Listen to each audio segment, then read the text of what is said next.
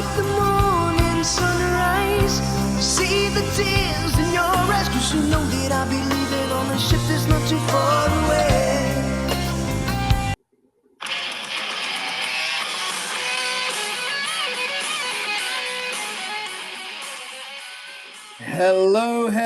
Hello, everyone. It has been a long time since Henry's Rock Review has been out and back for a good minute. It is April 1st, April Fool's Day 2025, and we got an amazing special edition. This is something that Tom has actually put in my head to do, and I agreed. I think it's going to be great.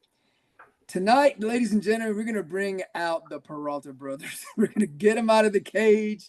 We're going to bring the stories, and we have two amazing special guests, two dear good friends of mine I went to school with that were in Peralta, Mr. Jason Moree and Mr. Keith Pippin. I mean, the friends. So how you guys doing tonight? How you guys doing? Man, I'm great, dude, and it's great to see all you guys again. For sure. Yeah, I love the Iron Maiden, dude. I'm all about it. I've always tell everybody, if it's not Iron Maiden, it sucks.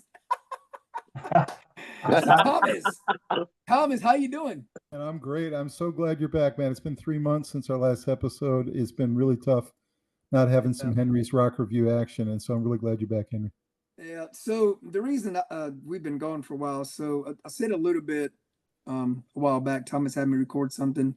So I had some vocal cord surgery back in January 15th. They found a cyst behind my left vocal cord, and they found something on my right vocal cord. So the doctors took it out.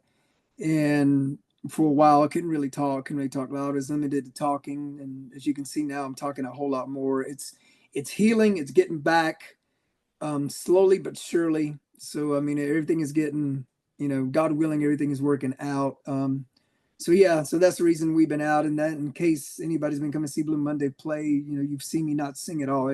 That's because of that. I'm not yet able to, but I'm getting there. It's a slow process, but each week it's getting more and more and more. I mean, just like me talking right now, like about a month ago, when you would talk to me, I was hoarse, like I was losing my voice, kind of like a kid changing his voice when he's a teenager. That's what it sounded like.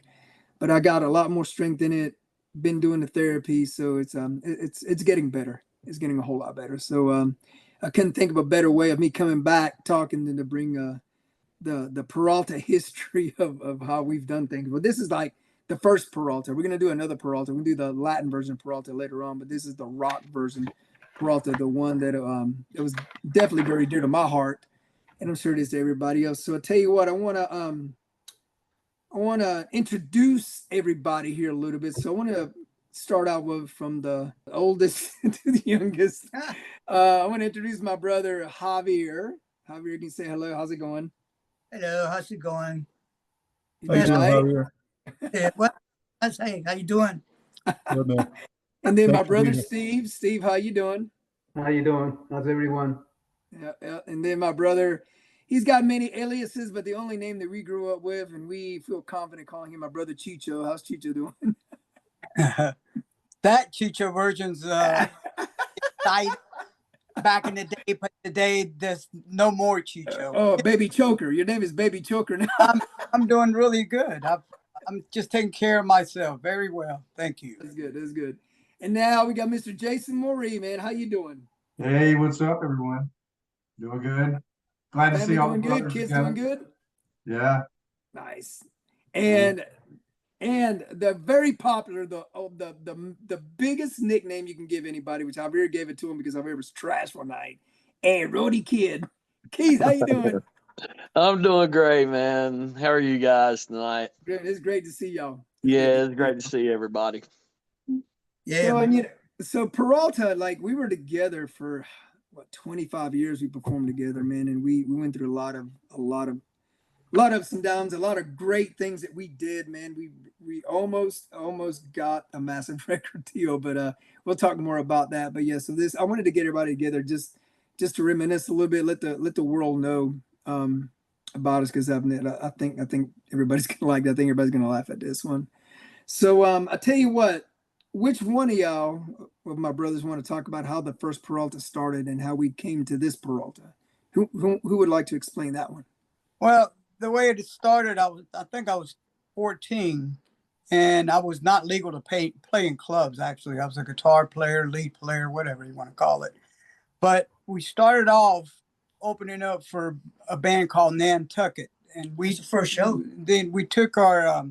It was strange because Nantucket just came off tour with AC and Kids, so we were right dead in the middle of their success. So we were playing in front of some very large crowd.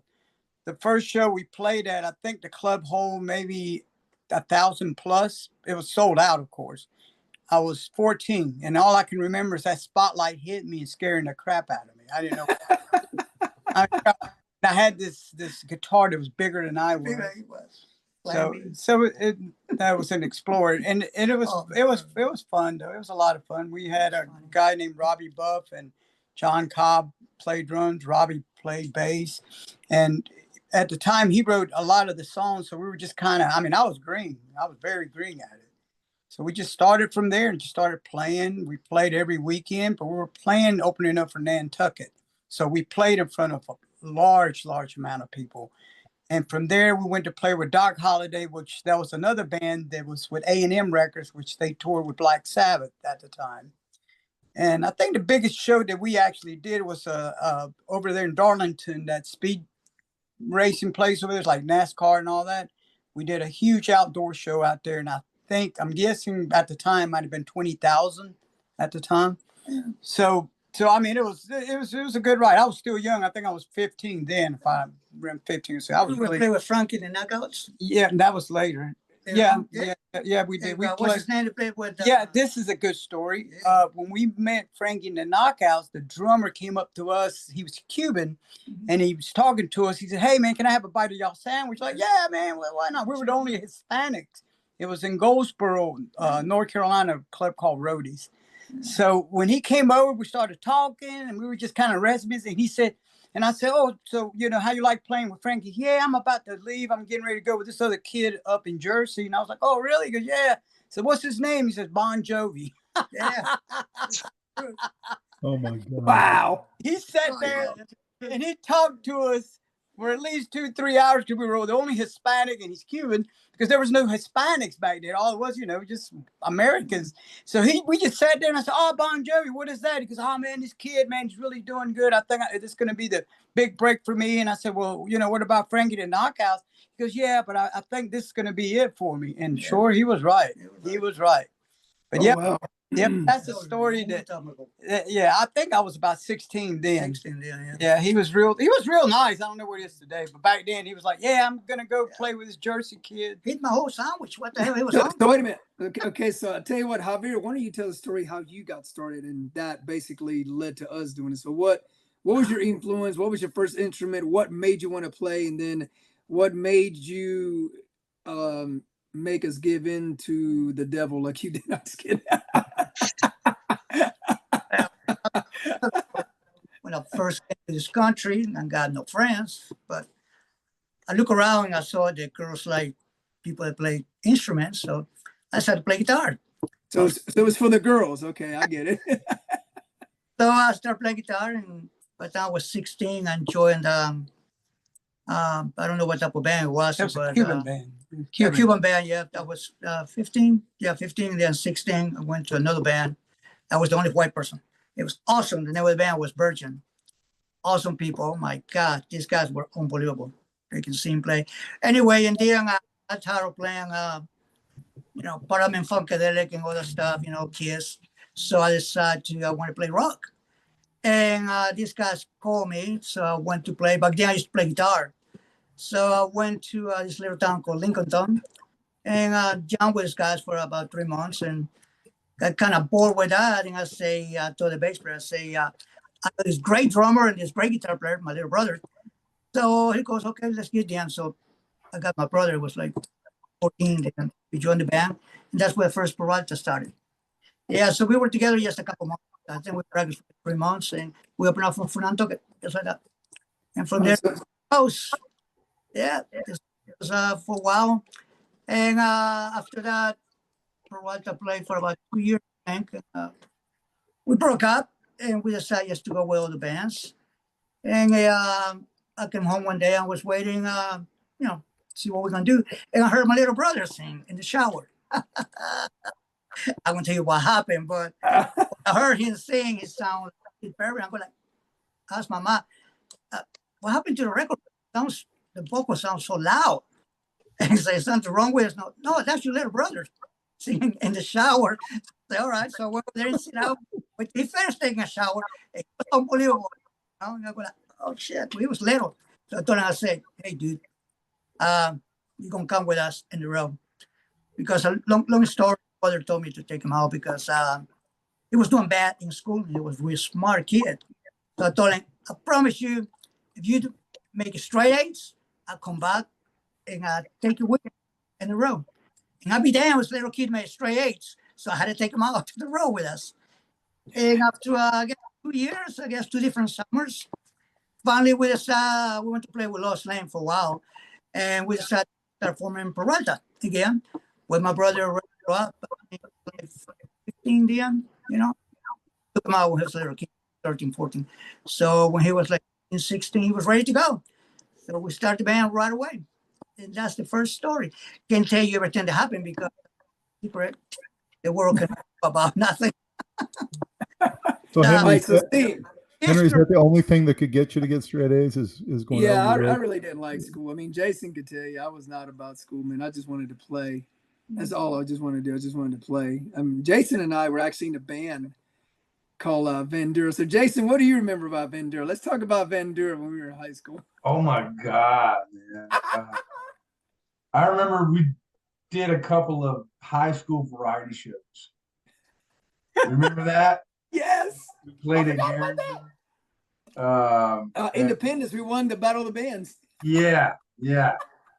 I don't know. It was just, we thought we were rock stars, you know. Yeah, we did. We made a drum riser out of the cafeteria tables. We had my drum set up on this big thing. I mean, we were big. Like we acted like we were big. You know, Dude, I was at that show. I was at that talent show in the audience, man. I mean, we had to do it, you know. But yeah, I mean, we were definitely, you know, rare at our school. There weren't many. There were guys that liked rock music, but there weren't many musicians. No, they weren't at all. Yeah, it was rare. Me and Henry. I mean, there may have been one other guy that was good, but he played like in his basement, and that was it. But yeah, it was a fun time. I wouldn't change any of it. I mean, no, it was great. We would. It's funny, man. We would wear makeup like the way Poison. Oh man. Yeah, we did our hair up and everything. We actually played with Chris Lynch, which was the bass player for Simplified for many years.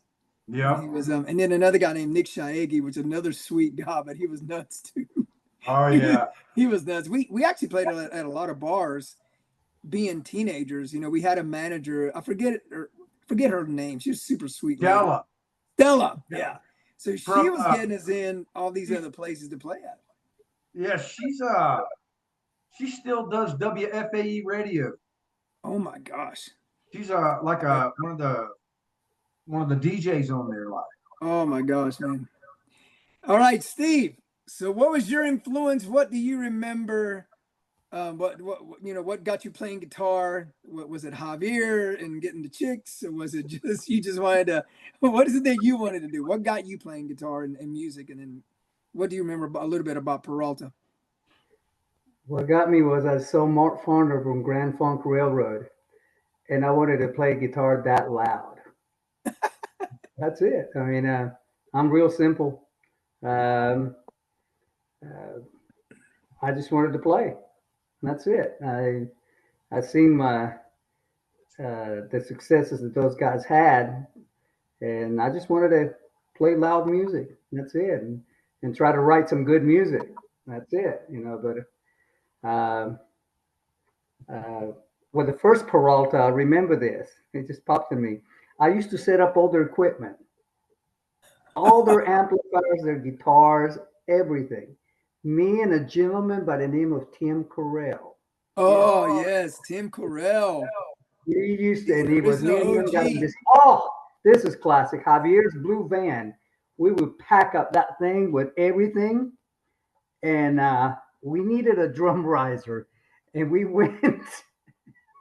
We went to a Harris Theater and stole those orange crepe things. Duct tape. We used so much duct tape. I think if we did anything cynical, we stole duct tape from everybody. I would see it.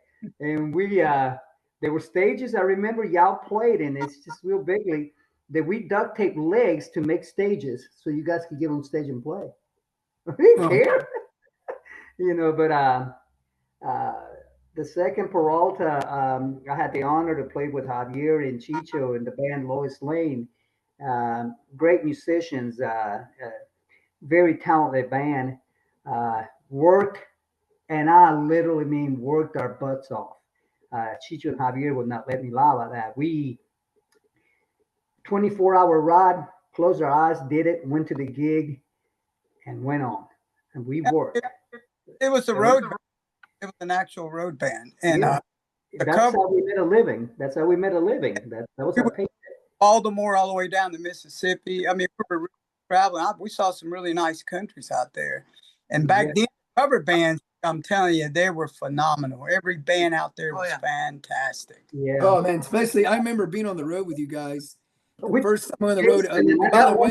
By the way, Zoltan Chaney, who plays with the Vince Neil band, he was part of that Lois Lane band, and me and him became really good friends. And I remember the first time I go on the road with you guys, we went to Panama City. Forget, was it Spinnakers? Was it Spinnakers that played that?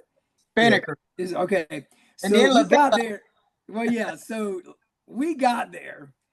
I think I'm 14 or 15. I forget how old I was. I've never seen any of this stuff before, right? So we get there, and Zoltan said, "Hey, the next day I want you to come with me. We're going to go to the beach." I went, "Okay, cool." Dude, we go to the beach. The first thing I see is a bikini contest. And I'm like, whoa. I was like, what the heck is this? And he goes, "Yes, this is really great. Just don't worry about it. Just stick with me. Don't tell nobody how old you are." Don't worry about it. He goes, "Don't tell nobody how old you are. You're good. You're good. We get free food. But it was just seeing that. But yeah, they did work hard. The most cynical thing that I have to confess, it is cynical. Jason and Henry came on the road with us. They were literally part of the road crew. They were working as part of the road crew. I don't remember the bar, but I remember what y'all two did. The sound engineer decided to give y'all use the spotlight on the stage on someone, and this guy was making a presentation of some kind of lingerie, and they made the spotlight as small to. No, that was Augusta, Georgia. I don't know where, but it was like, you got two 15-year-olds, okay? I mean, you tell a 15-year-old to do something cynical, you better they're going to do it. So they made that spotlight as far as small as they could cover his penis, and everywhere he walked, the spotlight went to him, and he kept waving it and waving it. That's about the most cynical thing I can remember. What? Yeah, and said, do it. Oh, I mean, think about it. You tell a 15-year-old to do it, what's he gonna do? Those two were and then next thing we know is in compliment here, Jason, just a beautiful human being he is. At 17 or 16, how old were you? We went to Texas and did a showcase. Showcase. We did two of them with him. We did three of them with him. And did a showcase. That doesn't happen very much for people. So those were the things I truly embraced. But my thing was I wanted to play guitar loud, and everything else, it's it is what it is. But no, I had the pleasure, like I said, I shared the stage with this wonderful people right here on the camera, and it was just the stories then compared to what the stage was speaking to every word we played. I mean, it doesn't even touch what we did on that stage comparing to what we did anywhere. We make one stage or any stage. I remember it was like bringing heaven down every night. It was incredible. For me, it was. Well, you do got to understand, we played in front of a record executive that worked with Prince and Bon Jovi, and he said, "You guys are coming down here to no man, and you're taking over. That's hard to do." Yep. It's very hard to do. When you go to no man's land, that's when you know either you getting ready to kick it or you might as well just go home and pack it. Go home. Yeah. So, So Keith, what do you remember? Because I remember me and you became friends and we hung out almost every single day. Yeah, we did. Yeah, we met. What I remember is me and you both got to high school like super early. Yeah. And we would always hang out in the chorus room. And That's right, we and did. and I remember like the first time I seen you perform and you and Jason perform, it was Vandura at that talent show. I was in the audience and I remember like the curtain opening up and this big huge drum set is sitting on this big riser and I knew who Nick was. I didn't know Chris or Jason or you yet, but I knew who Nick was. And I remember and I remember you hanging out, and that's how me and you got started talking in the morning. And I had bought my first guitar from a guy named Mark Crotch from Reliable. Oh, And yes. and that's how I found out about the Charlotte scene. He played for Paragon. Yeah. And you were like, well, me and my brothers put a band together. You should check us out. And I was like, all right, cool, and y'all practice off of Woodlawn in that little storage facility. Oh my gosh. Hey, me and Jason And did too. That's how we got it. oh yeah. And I remember and I'd seen a few local bands, like Paragon. I've seen Outcast and like Lickety Split and Oh, what was the band that had the chick singer? Lady Luck. Lady Luck, yeah. Yeah. And then when I seen you guys, I was like, wow, that this is different. Like you guys had substance and meaning. And Thank you. yeah, it was high school. And actually it was even before high school. My very first recollection of you was the band show at Oaklawn where you came down, and if I remember, you played like a Sunburst Les Paul, and you sat on the steps, and you did like a solo, and like I was like, wow, look at that kid. But that was the first time I'd ever like seen you perform or play, and damn, dude, that was some good times. Yep, and then y'all's very first show was Fargo's in Kannapolis. Yep. Oh my god. Hey, but me and Jason played Fargo's in Kannapolis as Vandura.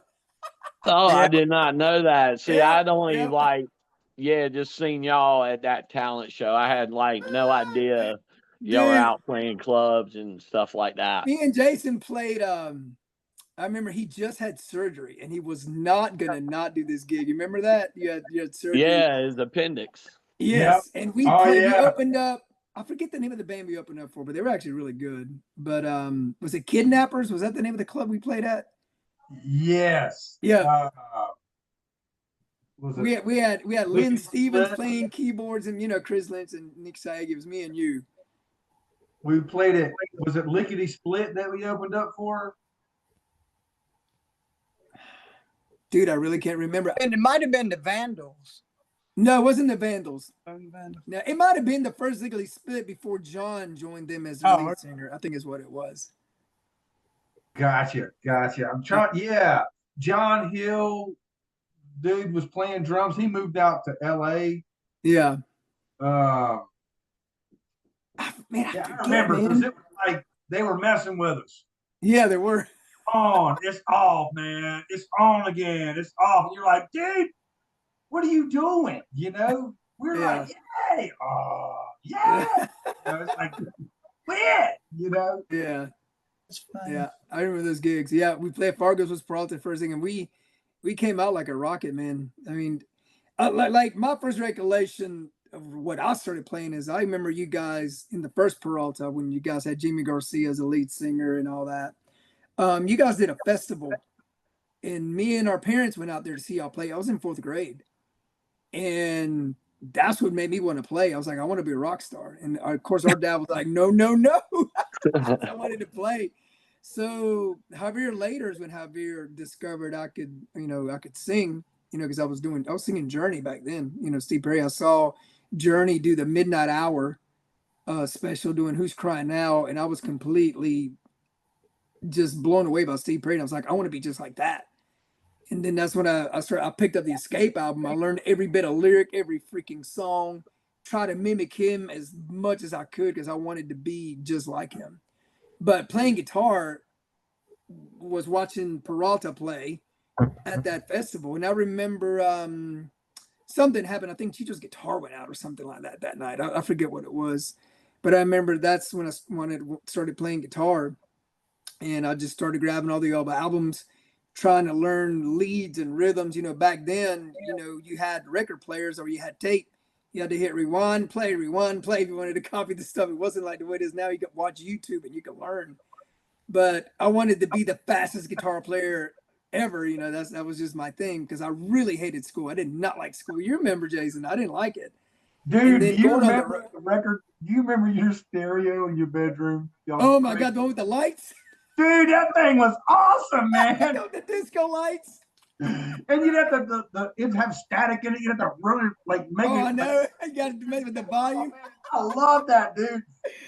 That's for you, man. I know what you're talking about. You got crazy and learned all this crazy stuff on guitar, and I was just like, oh my God.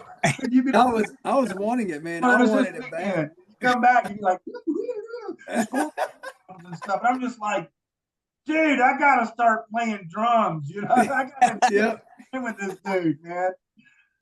And we hung out all the time. Jason had his drum set at the house. He lived up the road from me because I could walk, to his house. Well, see, like when I would come spend the night at Henry's house, his brothers would come off the road, or if it would be one of those nights they'd come off the road. We just wanted to listen to the stories. Yeah. They're like, hey, they're home, man. We gotta hear what they did. That's all. Me and Henry, that's all we cared about. Like rock and roll, baby. There's the band. What did y'all do? Let's hear it. Right. We got hours. It was awesome, man. That was just you guys were the big influence. I mean, like other than my brother, but that was probably my biggest early influence and got me going the same thing. His brothers and hearing the stories, and then our little band, we had. That was it. Yeah. It was great. Like I said, it was great going on the road. I mean, I got to play in front of people thinking I was Chicho playing guitar up there. I mean, I learned every bit of the Lois Lane music, lead for lead, even did his guitar solo quite a few nights while he would go to the bar and have a couple of sodas. But that's just what I like doing. And that's why I never got stage fright. Like I was already playing in my mind from the age of 9. I was playing in front of hundreds and thousands of people because I would go upstairs and play conjunto, which means rock band in Spanish. I would dress up in stage clothes and just pretend I'm playing in front of hundreds and thousands of people. So I was already doing it in my mind. So going on the road and playing in front of people was like, this is just like being in my bedroom. This is all right.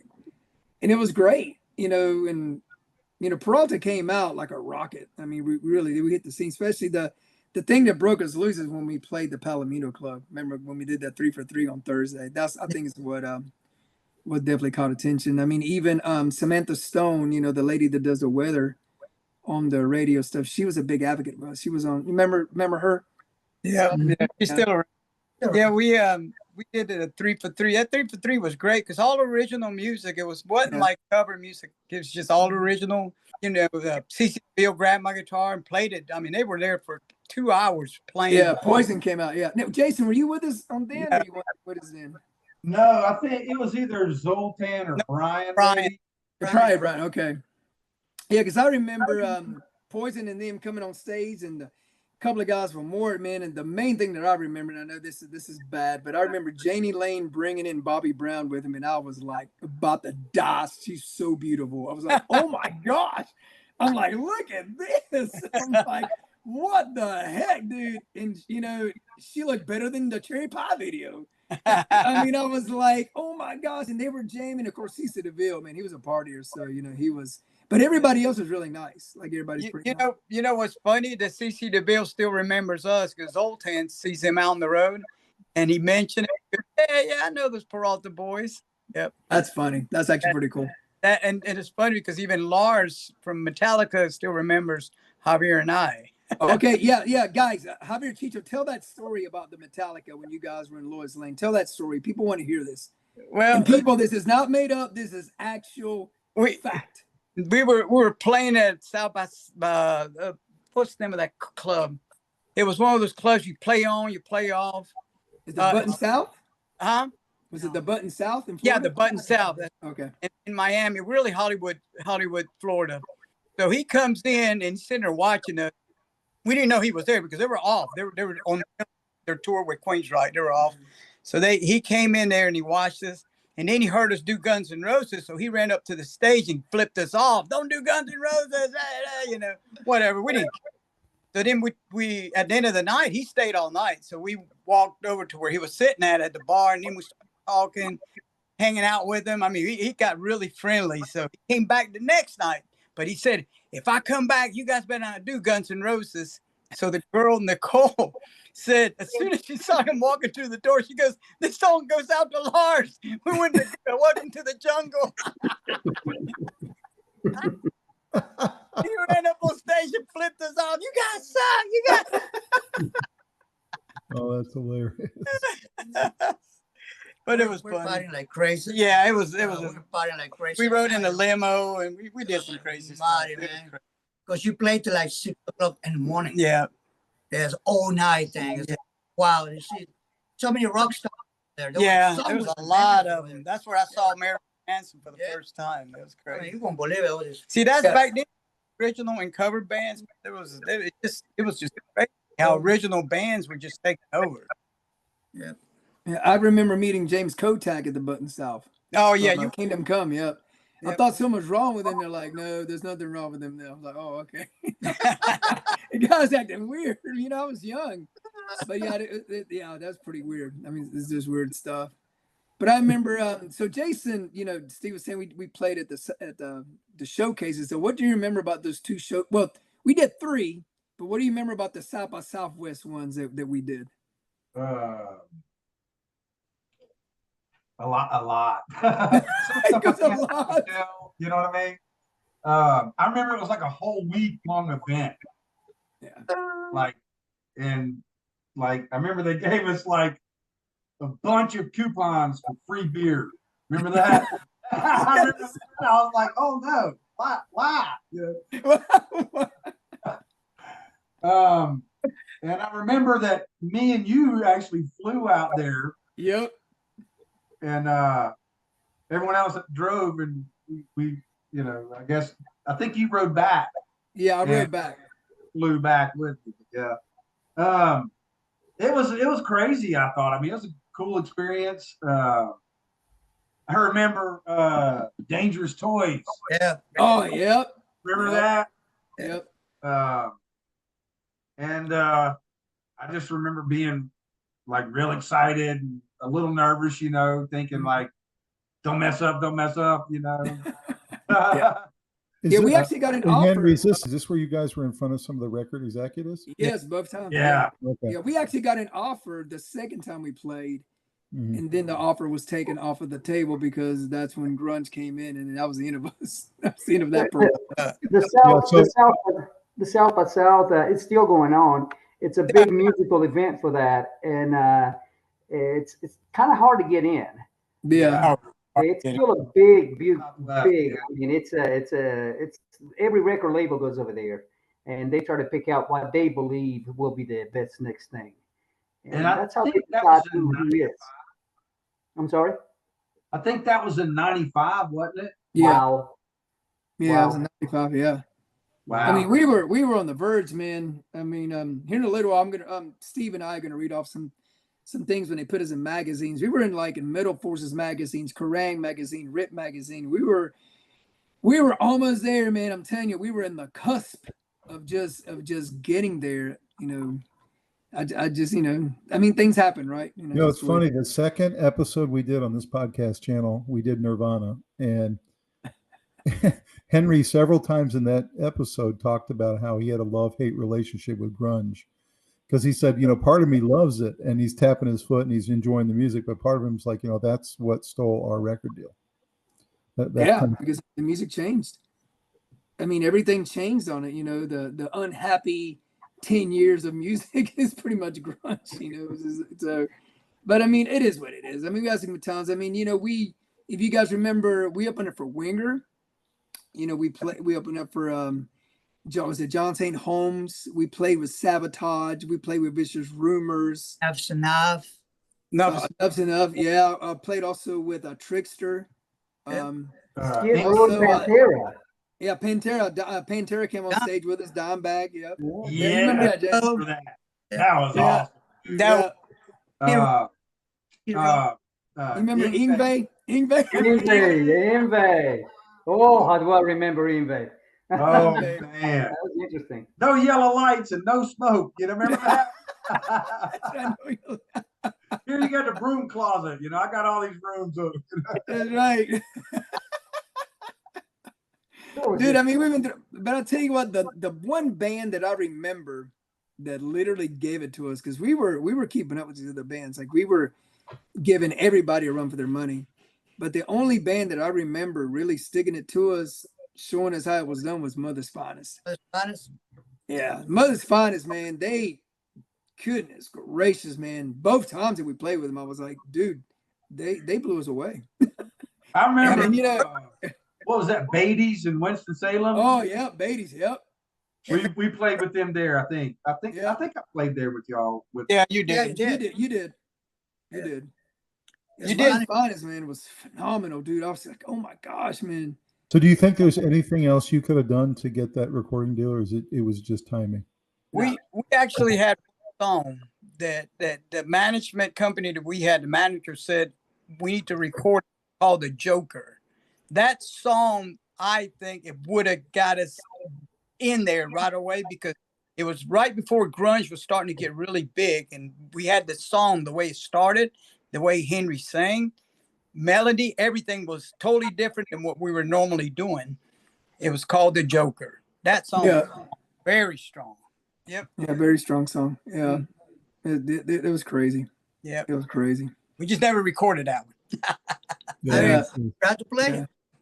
Well, like I remember here in Charlotte, like the music scene in Charlotte was even turning that way. It was starting to the more grungier clubs were just more popular, and for certain reasons, on certain nights, certain bands. But there was a club called the Milestone.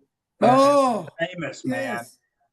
There was a woman in town, Penny, that let us like use their PA and the stage there when they were closed to rehearse for the showcase.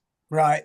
Yeah. So I felt like, even, and I think she even said, I really don't care for you guys' music, but you guys are good at what you do and you deserve this. Yeah. She was super nice, man. Super sweet lady. Man, that person, I know, she loved grunge stuff. That was her thing. But she could step out and go, hey, these guys, if anybody's going to make it around here, these guys got a shot here.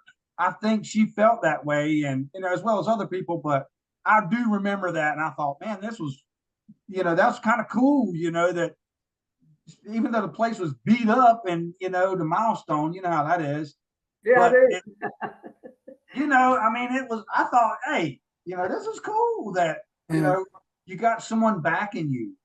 That. Do you remember? Did you guys remember a bar called Bar Charlotte? Yeah. Yeah. And it was right next to the Forum. Yeah. Remember those two bars right there? Did you guys ever play Bar Charlotte or the Forum? No, that was mostly dance stuff. That's like dance clubs. We did play at the Double Door that was up the road. I remember the Double Door, where CPCC was at. Yeah. We played there. We played at a bar. That was the Latin Peralta. We did play at a bar next to the Bar Charlotte that was starting to get really popular, and we played there. But that was different. Down What was low. that called? I don't remember. It's been so Okay. long. Was that the Martini Bar? There was a Martini Bar right there. Yeah. Mhm. Yeah. Okay. Charlotte's starting to really grow. That's when it all began right there. Mhm. You know, those places we were playing at back then, we were playing at Rockies, Jeremiah's. Those places were side by side. Yeah. We also play a place called the Blowout, which is a really cool place to play at the Blowout. Yeah. Yeah, that was a cool place. But most of the stuff we did was, a lot of it out of town. We played in Raleigh, a place called The Switch. We opened up for a band called Heaven's Edge. It was really, really interesting band to watch. They did a lot of choreography, and it was just really neat to see all that kind of stuff. And then Probably you the had, nicest band that we played with, I think, was Winger. And Sabotage. They got Oh, some Sabotage. Sabotage. They wanted to was take us on the road with really, them. yeah. Yeah. That was at Rockies, wasn't it? Yeah. We Yeah. played with him a few times. Yeah. Yeah. We played, as a matter of fact, Keith was friends with their drum tech. Yeah. Yes, Steve. Yeah, You were good friends with him. yeah. It wasn't actually Steve Williams, Dr. Killdrum. He had left the band, and they had a guy, Andy James, and yeah, I'd met this girl. I think y'all played with Sabotage on Halloween night at Rockies, Mhm. and yeah, and I met this girl, and she was like, "Oh my uncle's drum tech for Sabotage," and I was like, "Oh, cool," and we were hanging out. She introduced me. Yeah, me and that dude became real good friends, and but yeah, remember- and y'all also play with them at the Palomino? Yeah. Yeah. Yeah. I remember when Chris was killed, he hung around with us quite a good bit all of a sudden because it reminded him of the good feeling of family. Because Chris and his brother, they were Sabotage, they were together. Yes. He liked it hanging around with, myself and my brothers, but mainly with Keith. He just liked the aura of family, brothers. But when his boy got killed, it just, oh my gosh. I remember that day. We were in that gravel parking lot of that rental place where we rehearsed. Remember that? Yeah. Yeah. And he was just, and I thought, oh my gosh, this is, wow. You grow together and you grow into what I call a very intimate friendship. And when somebody that you become friends with dies, man, it's part of your soul leaves. And it was great. But I remember mainly Keith was good friends with him, and it had a lot to do with those things like that of us playing also with those guys. I believe. Yeah. You know. And they good. they wanted to take us on the road with them. They wanted us to tour Yes, with the them. word, and he got killed. And he got killed. Yeah. Remember that? And he Crazy, was man. killed. It was we all have. I can say this. I believe that every band here in Charlotte that I've come across, or every band here, has had their successes and at the same time has had their letdowns. And they're no different than we are. They work just as hard as we did. They all got their own wonderful stories the same way as we do. But the Charlotte market, in my opinion, I believe was as strong as Hollywood. All of that area, the LA thing. I strongly believe that. I not stand. You can go back and rewind history. You could see all the bands. There were some grunge bands that should have been the next Nirvana, the next Soul Asylum. There should have been those guys. Yeah, God's Waters. Yeah, I was about to say Goswater. Yep. And Goswater, yeah. All those and bands. and do you remember? I'm sorry, go ahead. Mother Bones? Was there a Mother Bones or something? Yeah, those two brothers, right? They were the bass player, guitar player. They were two brothers. Not too long ago. Was that Buster Road? Buster Road. Buster Yeah, they Road, were yeah. twins. Buster Road. They Yeah. were another great band. But when the market, when executives feel that this is the area that they want to hang out, they make it happen. And Hollywood and all of that, the LA, all of that, it had the history of stardom. So you're going to go where you've seen a lot of history, and Charlotte didn't have that history. But I strongly believe, and after today, I strongly believe that this city's got as well as any of the Seattles and all of those, as well as any of them, you know. But that's just my take. Hey Henry, you said you knew Simplified pretty well. My brother wanted to Yeah. ask you, did you ever know a band called Parallel? They were out of Fort Mill. They were really No. big back then. They're kind of like a Simplified. You knew them, Jason? Parallel? I've heard of them. Yeah, they're out of Fort Mill. They all went to Fort Mill High School, and God, they were so good. But there were just so many bands like that in Charlotte, like in the '90s and early 2000s. Dude, there was a ton. Like I said, even I One mean, for one, there's out of these 50 bands, one of them didn't make it because there were so many good ones. You know, you got to remember, even Sugar Creek came out of Charlotte. I mean, they were another all original cover band. I mean, there's a friend of mine that I talk to all the time. He was a guitar player for the Trial by Fire band. His name is Scotty Jordan. Mhm. He did a CD with us called Metal Mythos Volume 1. And his band was on it. Another good friend of mine, Jason Keefe, you guys know, Louis Castrillion, his band was on that CD. Paragon was Yeah, on. Jericho Siren. Yep. Yeah, Paragon that was on there. And sadly, guys, I'm sure you guys have heard, Sonny, the ex-lead singer, Yes. he passed away recently. Yeah. I mean, these bands that we all knew, whether we just knew them just maybe in passing for a moment, but it was still kind of like family because we were all in it to win it, doing the same thing. Yeah. It was always, everybody knew everybody. And even though every band wanted to blow away the other band, but we were still buds. Like there was no really bad animosity, but it was all like, we're all trying to get there. And, sadly, a lot of these bands didn't get it, except for, Firehouse made it out of here. They became really big. Yeah. Really, Firehouse is from Richmond, Virginia. That's basically because I know guys, and 2 from Myrtle Beach and 2 from Virginia. What they call White Heat? They were White Heat and became Firehouse. Yep. Mm-hmm. Yeah. And What about sadly, Animal CJ Bag? passed away, Yeah. a few years ago. He passed away. Yeah, CJ, he I mean, great. Of course, he proved himself. He great voice. And I was just listening to a cover song that Firehouse did by the Eagles. It's on YouTube, and I even sent Perry a message. It is unbelievable. Their vocals, no tracks, nothing, pure live. And it's Another band that should have made it. And this is back in the 70s into the early 80s. They were from 2 rock and roll brothers over here, Don Stacy and Keith Stacy. They had a band called Jesse Bolt. Oh, yeah. And they were the band Remember that them? set the standard for me of what a stage needs to look like, what a light show needs to be.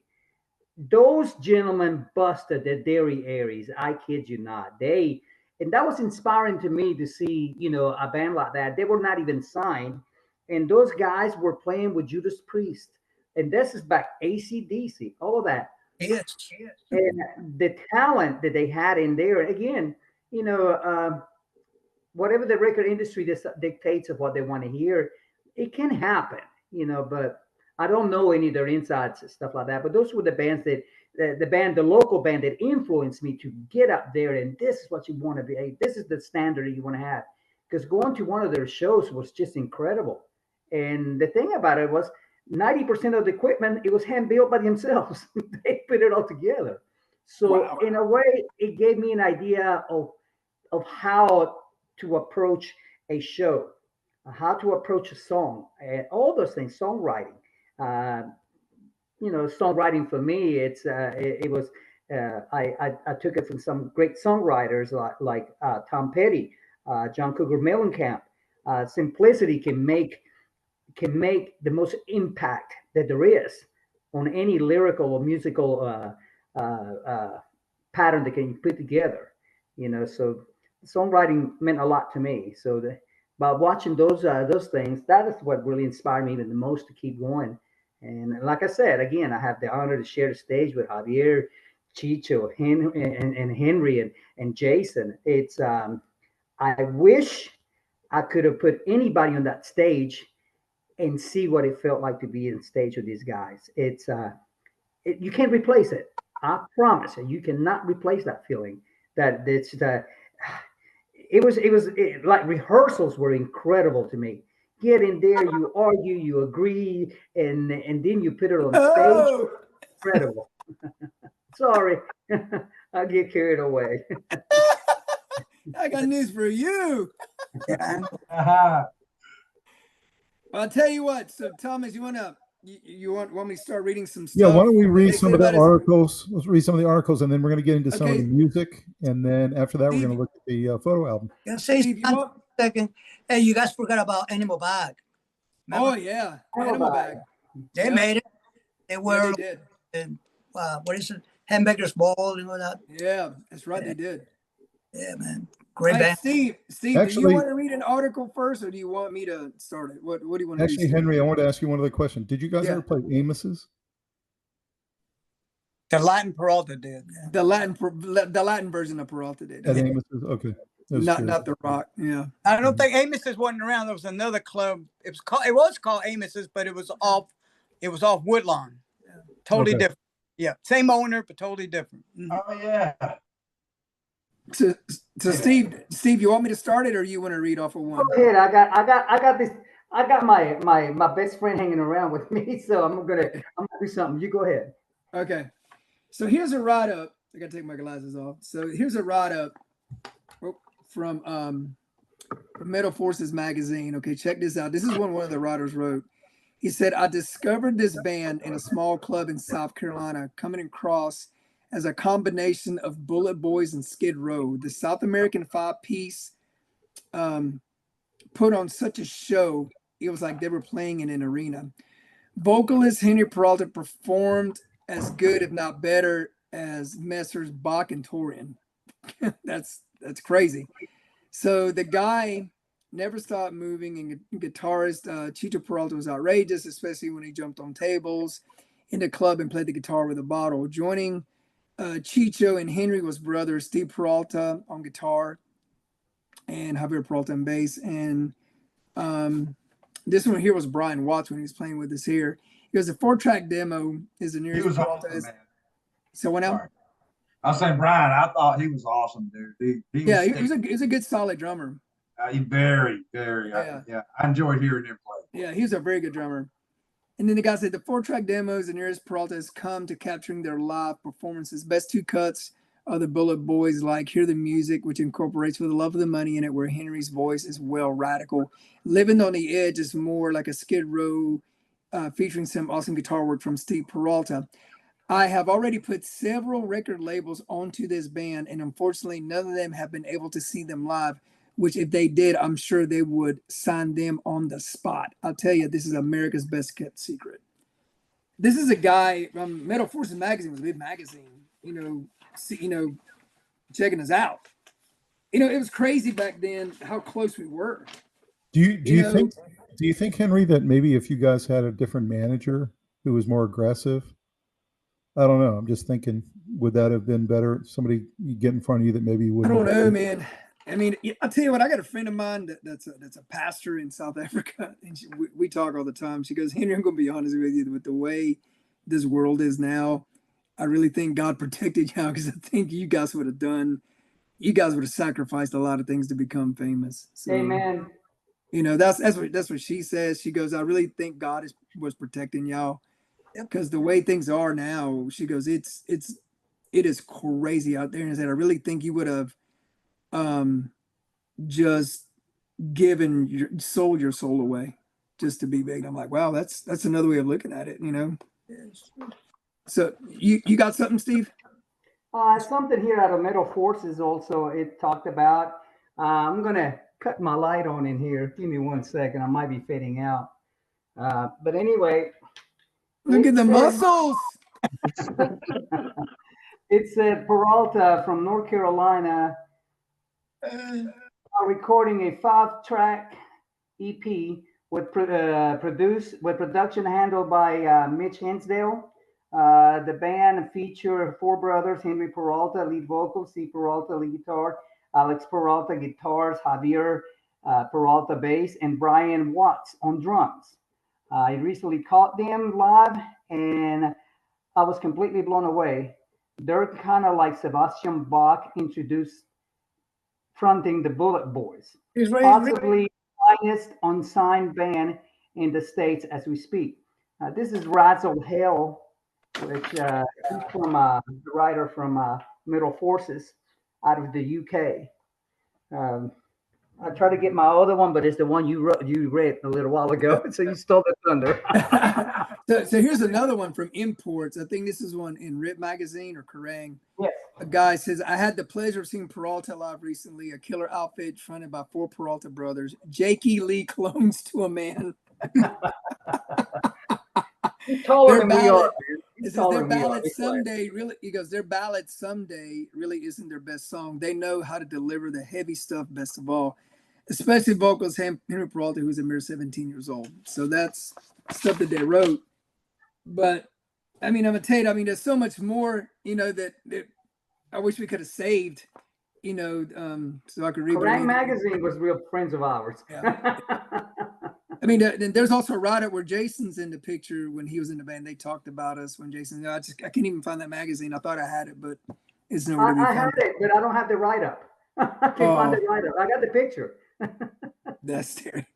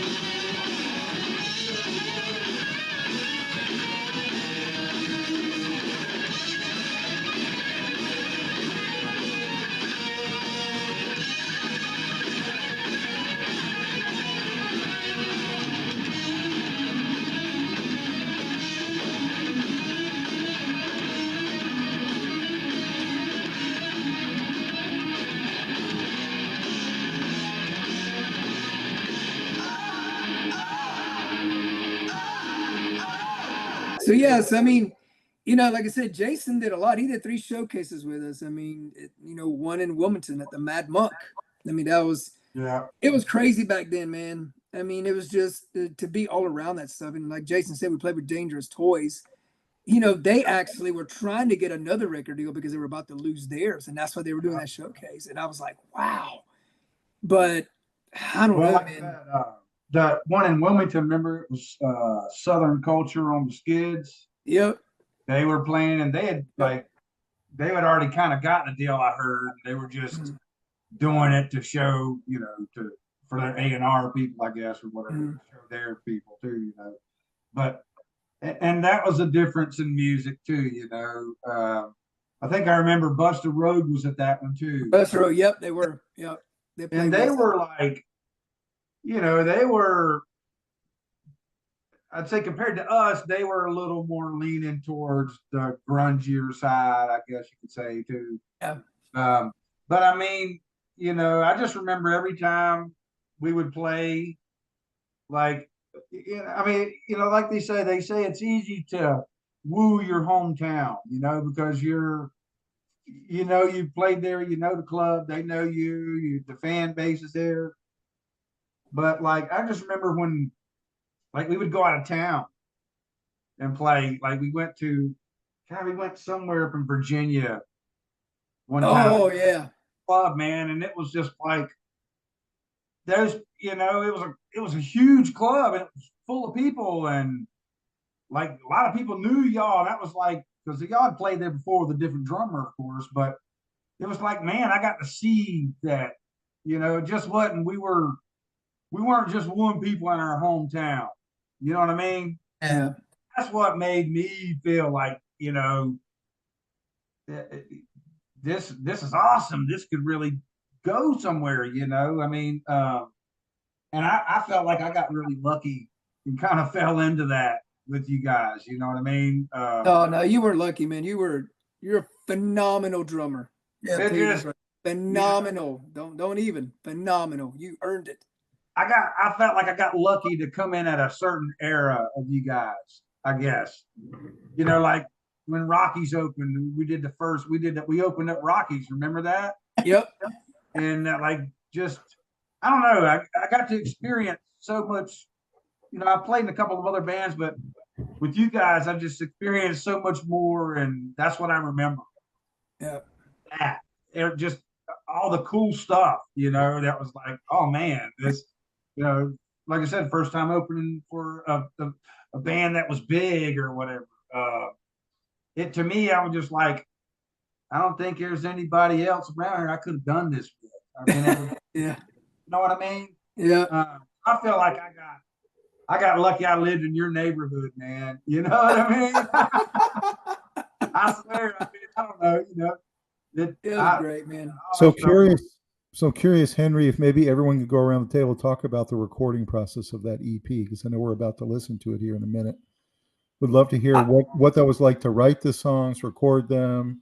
I know you guys had like a very limited amount of time. You had to record them, right? And like if Keith remembers, I mean, Jason remembers too. Remember we did that 1-3 EP thing. I mean, the first one we recorded, and Keith remembers because we were in that freaking storage building that me and Jason were actually in way before, because that's how we got it, because I remember it. Me and Jason and Bandura would practice there all the time, and it wasn't the safest place to practice at. Oh, I know. It was not, dude. But Peralta went in there, and Keith knows he would come out, and we practiced for 1 solid year, writing songs, rehearsing, and the main thing that we would rehearse was vocals. That was like our main thing, because we wanted that to come out to be the strongest. And dude, I'm gonna tell you, I mean, to go in the studio, because you're on a budget, it's like I told you before, Thomas, 3 days. You got 3 days. You better get it right. Don't mess up, because you only have 3 days, so many hours in each day, and then when the last day is up, they go, okay, you're done. It doesn't matter. Your budget's up. 3 days. It was 3 days to do 5 songs, essentially. Yeah, it was, right? Wasn't it 3 days? Yeah. Friday, Saturday, Sunday. Yep. Yeah, they call it block, 8-hour block. Yeah, 8-hour blocks, how they did it. Yeah. So my vocals, I literally practiced so much that my scratch take was usually the one that worked because we just didn't really have enough time because we needed to have time to mix. Mm-hmm. That was the main thing, man. So it was Jason remembers it was like, all right, man, we got to get it. Try to get it one take. So essentially you took a year to rehearse and to write and get the songs down and then 3 days to record. Yes. Yeah. Got it. And we did that at Reflection Studios back then. That was the hot studio back then. And Steve, you said you really liked the writing process. Was that your favorite part? Was the actual songwriting? Oh yeah. It was interesting how you can collaborate with everybody's ideas, and you go back over and go back over that one chop. That's going to be the main part. That one part, you put all those things together. You come out with your chorus, and you come out with the bridge, and then back into the main line. You break those things down, and you come out with a song. It's very simple. Don't make it complicated, because people don't want to hear a geometry exam on the radio. They want to hear the oohs and the ahs. Very simplistic, something they can always sing. Who had what part? Who did the lyrics? Who did the rhythm? Who put the arrangement together? I did a good bit of the writing in collaboration with them. I was blessed with that kind of thing, and they go back over my shoulder and they would say, no, we don't need this, we need this. No, we need this. And it was a collaboration of all of us put together. I will say that. I like I said, I would either come out with a lick and they turn into a song because everybody went crazy, because we all knew everything, and then you got rid of the knick-knack things and then we come out with a song. And that's that was the best part about it. You sit there with 4 other individuals that have their mindset that they know what they hear. That was the main thing that we did have in common. We knew what we heard in our heads, but to bring it out, that was the other thing. It was one of those we shed a lot of tears, though, but at the same time, it came out to what. Man, we didn't even cry. We yelled and screamed and argued. Don't even lie about that crap. Oh, tears. Jason remembers. Keith remembers. Okay, so I got a little emotional. Okay, I got a little lot of arguing. The only tears was that we didn't argue longer. Okay, so it's not bad. Okay, so a we did lot of arguing. You got to remember that. You got some argument. They're brothers. Dude, look, they say more cowbell. We want more arguing. More cowbell. It was not a good song if we did not argue. Okay. Hey, that was part of the creative process, right? Yeah. I think I was around when we wrote maybe a couple of songs. Yeah, you were. I mean, there was only, because you already got. I came in. You already been playing. You know what I mean, with Zoltan and everything. So you guys were. You already had a whole thing I had to learn. Yeah, but you came in. You came in the second half when we did the song Inside Out. We did Little Red Angel. We did. Yeah, I like Let's Kiss Goodbye. You did, Red Light, Green Light. You did all that other stuff with us. You recorded that with us. You were part of that. Those songs to me are the strongest. Yeah, those are the strongest. But like I remember Chicho, he would usually all right, we're going to work on this, and he'd have the guitar lick going, and he'd have the part and stuff. And like Steve said, Steve would do his thing and Javier would kick in or whatever. And sometimes it would just go to the chorus or so far, and then it'd stop, and realize, hey, we need to get all together and plot this out. You know what I mean? But it was sometimes they would get in an argument, and it was because one guy had a good part and the other guy had a good part. Or maybe they felt like, hey, this part right here, I feel just needs to go another measure or whatever. Or, you know what I mean? And sometimes, it would just get they would get heated, man, because it was, you know what I mean? There was a lot of passion, and I felt with that. And I just remember my first experience with the brother argument in writing was I was going to ask that. Is the argument? He was ready to quit. Was the arguing because of brotherhood, or was the arguing just because that's what bands do? Was it mainly because of brotherhood? I think it's really the passion that I don't know. We as brothers, I will say this. As brothers, we never fought or anything like you hear some of maybe like the Van Halen brothers. They literally had fist fights and everything. I don't recall any of us getting into that kind of thing. But as Not far that as bad. Yeah, Not not that that bad. bad. no. A But as lot far of as cussing out. it was more like we were shooting the bullseye, but my way is the best way. Yeah. That's Okay. that kind of thing. Yeah, So if they were arguing. not wrong, it's just some of us felt no, my way is this way, but we're still gonna hit that bullseye. It was never like anything bad. So But then, it was a lot of hollering. I can tell you, they can hear us. They can hear us over in California sometimes. They would tell us to slow it down. Keith, you've been quiet here the whole time. What do you remember?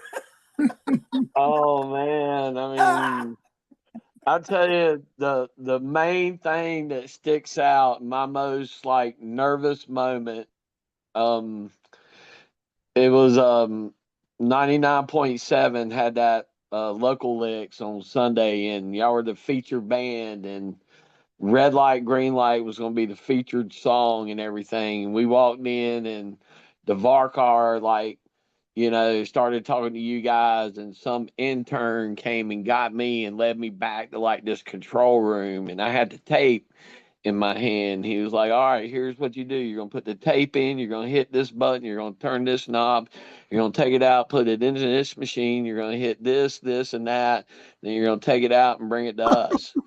And he left. And I was like, whoa. I was like, okay. So I did all that. And I was like, and I take the tape out, and I was like, please, please let this work. And you do not know how nervous I was when I handed that to Devakar, and he put it in, and he hit play, and he introduced the song, and I'm sitting there and I'm like, please, please. And then it plays, and that sticks out in my head. And like some of the Latin festivals y'all did, I mean, y'all played in front of like 80,000 people. Yeah. And then but yeah, this y'all guys rocked it. I mean, I was your biggest fan, and I also, Still is. got to work with you guys, and I learned a lot about the music industry. And yeah, just watching all that unfold, y'all were some of the most amazing musicians that were in Charlotte at the time. Thank you. You know, I mean, thank That's super cool. In part like a brother. like the songwriting. I mean, from like your power chord monster, like Fancy Dancer, all the way to like the sultry groove of Queen of the Night, Oh, and then your power ballad Our Love. Any of those songs could have been on MTV. I mean, like I said, your music, I mean, y'all just wasn't a Charlotte band. You know what I'm saying? Yeah, y'all's vision and your drive and your work ethic was beyond reproach. That's I mean, it great. was a pleasure a lot. working for you guys. That's It was awesome. some of the best years of my life. And this is And why yeah, I this wouldn't is why, trade anything of it. this is why Keith, you're still the roadie kid, man. That's right. Pretty He's a good. pretty Yeah, kid. always. All right, so we're going to do a really fun exercise right before we start the music. We're going to get into all you guys' music, have you guys listen to it and comment on it. But let's go around the table. We'll start with Javier since he's the oldest.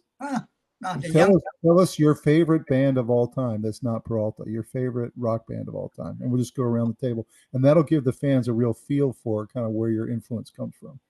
So, Javier, who's your favorite band of all time? Well, that it was Santana and Jimi Hendrix. Santana and Jimi Hendrix? Okay. Yeah. I like Actually, that. that got me to play I like was Black Hole, Arkansas. Yeah. Oh, okay. Yeah, Jim Dannon was like my idol. Oh, yeah. Nice. Yeah. Sorry about that stuff. I can't talk about that right now. So. Well, you guys still play some Santana, which is super cool. Oh, yeah. It's still, yeah. Chicho, who's your favorite band of all time? I liked. I mean, the band. I mean, they're more new type band. I like newer type music. I like. I like Creed a lot. Mm-hmm. Actually, I've got a Creed T-shirt on right now. I mean, I'm a big fan of. I'm really a big fan of songs. and I turn around and I like the Mhm. Carpenters. I like ABBA. And I had the Mhm. pleasure of meeting the drummer who played on Dancing Queen. His name was Joe Galdo. I met him in Miami. But I mean, I just like great songs. That's what Mhm. it's all about. It's all about the songs, not about what they look like, what they are. It's all about songs to me. Mhm. So I do like I like Creed. From back then, I liked I liked Deep Purple, Richie Blackmore, Rainbow. Those were Mhm. rock bands. Deep Purple with David Coverdale. Oh Mhm. yeah, I mean that was this. I mean I saw that live. That's great $7. stuff. Great stuff. $7. Steve? Ozzy back when he had Jakey Lee. Stuff like that. Yeah, I mean of course I was a guitar player guy, and I've always liked guitar players. Yeah. My favorite guitar player has always been Nuno Bettencourt from Extreme. I like him a lot. Yeah, he's fantastic. Mm-hmm. He is. Yeah. And Vito Bratta. Remember Vito Yeah. Bratta? Oh yeah. I mean that guy's phenomenal. To me, everybody thinks speed. They think of Mbe, but it's not about speed. All those guys have textures. Mbe has textures. He has style. He's just not a speed guy because that's what everybody listens to. But when you listen to him, guess what? He come up with it, and that's Mbe Monsting playing. Same way Mhm. that's Eddie Van Halen playing. Mhm. That's what makes guitar players is when you. Eddie, I was listening to Eddie this week, and he literally sings with his guitar. He's I actually mean, singing with it. but Yeah. that's Eddie Van Halen. Same way that's Mhm. Neil John playing. Then when you come to singers, that's Steve Perry. That's Tina Turner. Mhm. That's Cyndi Lauper. I mean, that's what I call being original of what you do. When you're singing covers, that's great. That's what you do. That's fine. But to me, when you're original, that's where it's at. That's what I great. like personally. I like great songs, great originality. That's what I like. All right, Steve, your greatest band of all time. I like the newest band. Uh, my favorite band of the whole wide world, as it stands, is Evanescence. Evanescence. Evanescence is my favorite. Yeah. I love them And too. then I'm a very dark person. And then you got Avenged Sevenfold. Mhm. So Got it. I know it's weird because I write different, but like Chicho just said, the passion. Karen Carpenter, she was Mhm. the Amy Lee of that time. You see Mhm. what I'm saying? Her voice, Mhm. that's Karen. Same thing as Amy Lee. Guitar players, the same way. Back in the 60s, 70s, there were so many of them. I can't decide which is the one I like the best. And even up to today guitar players, I can't decide who is the best. I love One everybody's got guy, their signatures. I'm sorry. one guy nobody ever mentions guitarist wise is Stevie Ray Vaughan. I don't know why people don't It's mention him more incredible. often. The guy was just unbelievable. Yeah, even Stevie Ray Vaughan's brother, he's another player, and people really don't know much about him. But one of my most underrated guitar players that I've ever heard, I don't know the gentleman's name. I used to, and I don't know why I don't know it. It's a guitar player from the Cars. Incredible. Mhm. I mean, you're talking about somebody that sings when he plays. Yes, That gentleman does. he is Mhm. That gentleman just, oh my gosh, I get chills when I hear him. Mhm. Shake It Up. Oh, Good Night. All of those songs that they play.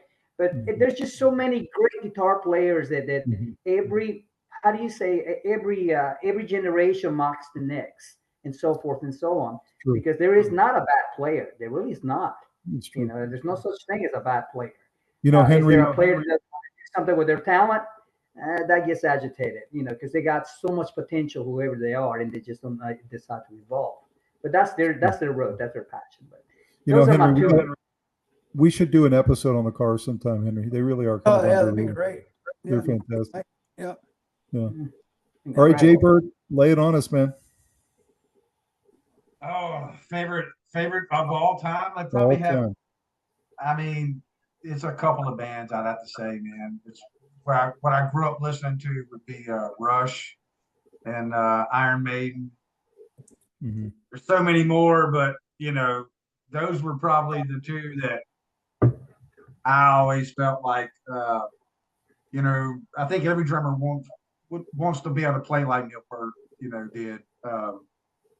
If you don't, there's, I mean, what's the use to me? To strive to be that good, but You know, we had a episode on this channel about Led Zeppelin, and we had a big debate over Pert versus Bonham. And Yeah, I mean, I wonder what you think, because I think to me it's just a taste or preference thing. They're both so amazing. this is my thing. I think it's when I first got into music, um, Rush was handed to me by my brother and said, "Hey, check out this guy. You tapping around? You want to play drums? You know?" Because he played drums like in school band, and he's 4 years older than me, and he picked up guitar and started playing guitar, and I was like, "I'm gonna play your drum, man," you know, and I had a knack for it, I guess. I felt like I could do it, but like I used to listen to music for the drums. You know what I mean? That's what I noticed first when I hear it. So Nicka McBrain and Neil Peart, you know, they were probably my biggest musical influences that I listened to try to do licks that they did or fills or whatever, you know. I'd have to say those. That's awesome. All right, Keith, I know who your favorite band of all time is. It's Peralta, but who's your second favorite?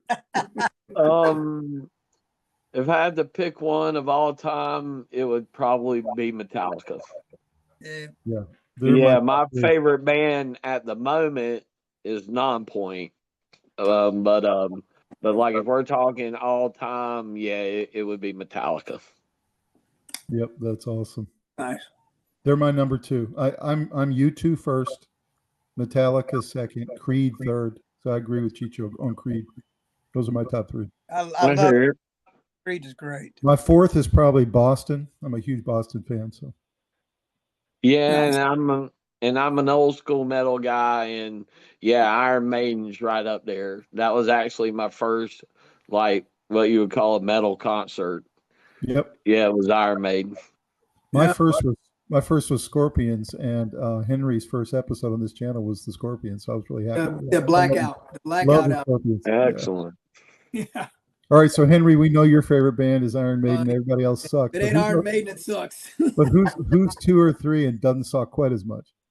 Okay, so number one would definitely be Iron Maiden. Number two would be Journey, but that's a very close first because of Steve Perry. That's my favorite all-time singer. No one can compare to that guy. Third band would be the Scorpions, because I do like the Scorpions. I mean, just the live performance and how they do stuff. And Matthias Jabs is my favorite all-time guitar player. He plays for the Scorpions. I love the way he plays. That guy makes that guitar sing, very bluesy. Every lead that he does fits the songs beyond perfect. And it just, everything is great about him.